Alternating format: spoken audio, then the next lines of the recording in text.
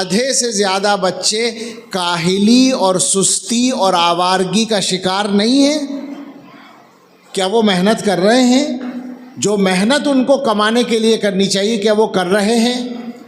کیا مسلمانوں کی یہ بیماری عام نہیں ہے کہ ان کے علاقوں میں رات کے 1 بجے تک 2 بجے تک یا 3 بجے تک بھی ہوٹل کھلے ہوتے ہیں اور چکن تلے جا رہے ہوتے ہیں اور لوگ کھا رہے ہوتے ہیں اور آوارہ گردی ہو رہی ہوتی ہے؟ کیا یہ حقیقت نہیں ہے؟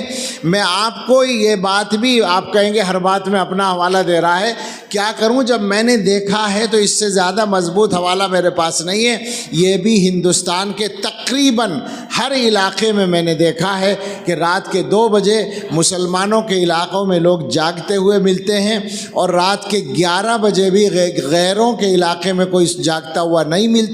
اور اس سے زیادہ شرم اس وقت آتی ہے جب صبح صادق کے وقت میں اپنے علاقے میں سناٹا ملتا ہے اور دوسروں کے علاقے میں کئی سو آدمی سڑک پر واکنگ کرتے ہوئے ملتے ہیں۔ یہ مشاہدہ آپ کا بھی ہوگا، آپ نے دیکھا ہوگا، یہ ہو رہا ہے، ہم مسلمان ہیں اور یہ ہو رہا ہے۔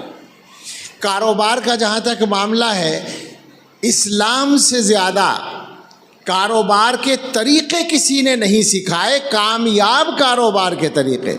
حضور علیہ الصلاۃ والسلام نے